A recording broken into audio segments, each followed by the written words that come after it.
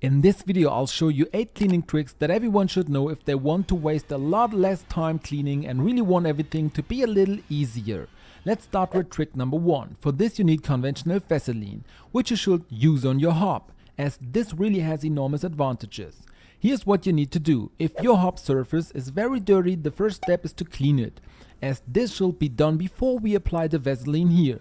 So give it a good wipe over, then make it completely dry, because that should also be done. Then in the next step we can make sure that we now have the Vaseline to hand. Here you can see what it can really fix. One knife point is actually enough for an entire ceramic hob surface, because we don't need to spread a lot on the hob. The best way to do this is to put on a paper towel and start rubbing it over your entire hob in a circular motion.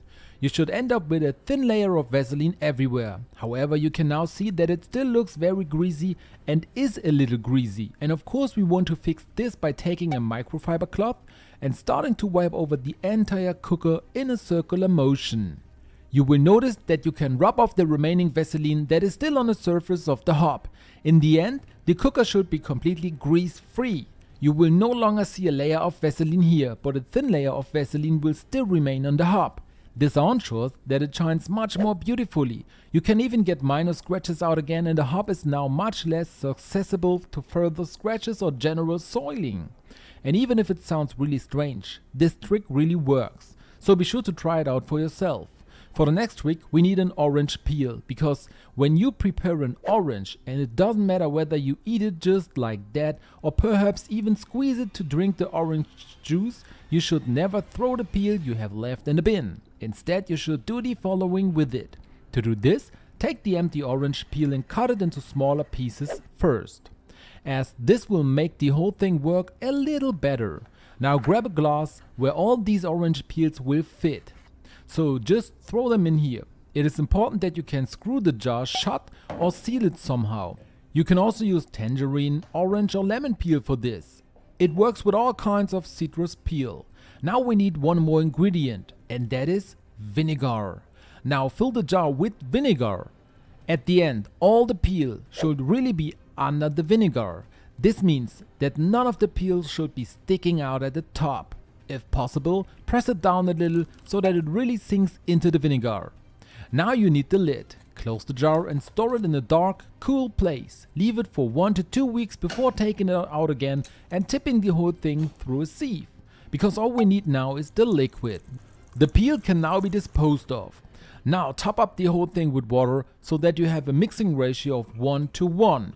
This is actually a brilliant orange cleaner that works incredibly well for the entire bathroom. Simply spray everything with it, wipe it down and dry it again. Then it's clean again without you having to spend any money.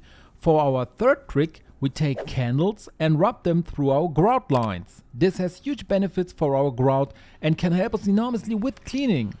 I'll now show you exactly how it works and what you need to bear in mind.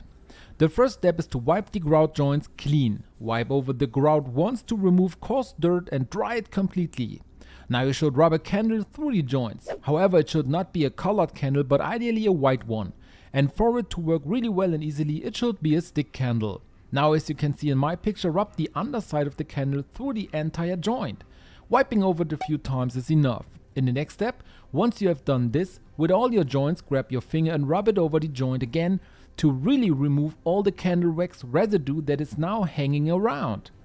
But what have you achieved now? You have spread a thin layer of wax over your entire grouting. You can't see it with the naked eye, but it has huge advantages, because if you now let water get in here, it will simply roll off through the wax. It no longer remains in the joint.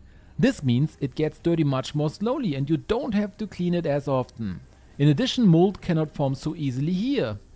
Ideally, do the whole thing again every few weeks so that the protective layer remains in place. And while we are on the subject of our shower, we can sprinkle a little baking soda directly onto the shower door, as this also has enormous cleaning benefits. Here too we need to proceed a little differently. All you need is baking soda and a few other ingredients. The first step is to put out a bag of baking powder in a container like this. We also need dish soap.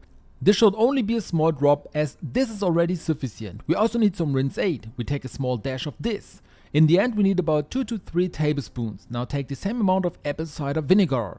And last but not least, we only need about 200 milliliters of water to fill all up. Once you have poured all this together, you should stir it well so that it is really well mixed at the end. And then you can go to your shower door with this mixture. Grab a sponge like this, dip it into the mixture and start rubbing your entire shower door with it. This has two really brilliant advantages. Firstly, you can clearly see that you can remove lime scale stains very quickly and easily. And by mixing it with apple cider vinegar and rinse aid, you can also seal your shower door. This means that the water will simply run down and no longer sticks to the door, making it harder for lime scale stains to reappear. You will therefore have to clean the shower door much less often in future. Here you can also see in the before and after comparison how many lime scale stains were really on my shower door and how they actually disappeared completely in the end. Simply thanks to this little mixture of ingredients that you probably have in your home anyway. But what's even more annoying than lime scale stains on your shower door? A dirty oven, but you can actually clean it again with a little shaving foam. So get the shaving foam from the bathroom, take it to your oven and start cleaning it. This is what you need to do if the oven is dirty. It doesn't matter whether it's only slightly dirty or very dirty. Then you should take some shaving foam and spray it into your oven first. You should end up with a thin layer of shaving foam everywhere. So grab your hands and spread it well all over the places where the dirt is. Where there is a lot of dirt, you can also spread a little more. The shaving foam actually has an incredibly good cleaning effect on many surfaces, including the oven. The next step is to leave it to work. About an hour should be sufficient.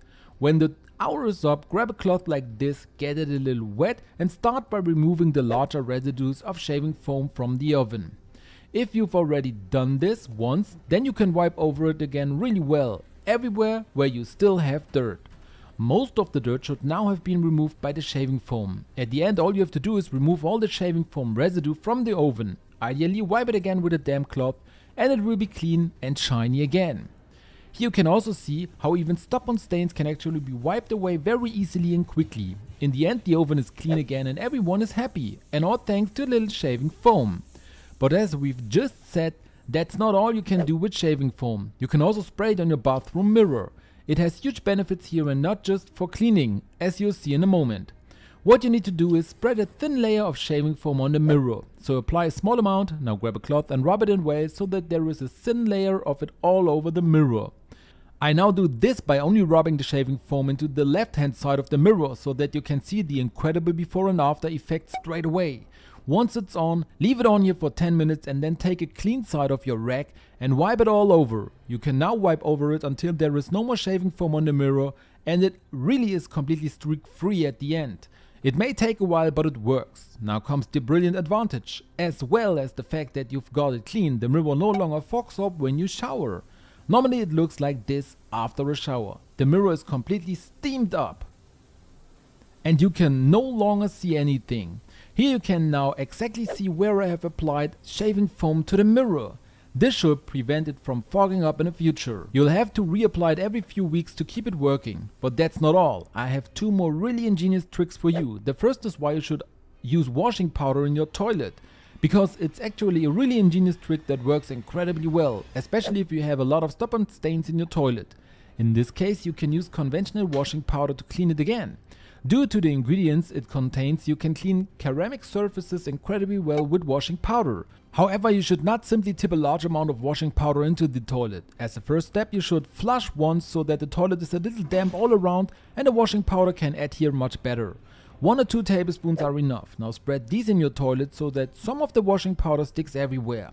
You can then leave it to work for a short time before you start the next step, which is to give it a good wipe with the toilet brush. After a short time, you will see that the cleaning works incredibly well. The toilet is really nice and clean again, and in the end even smells incredibly fresh. Flush again and then everything is clean again.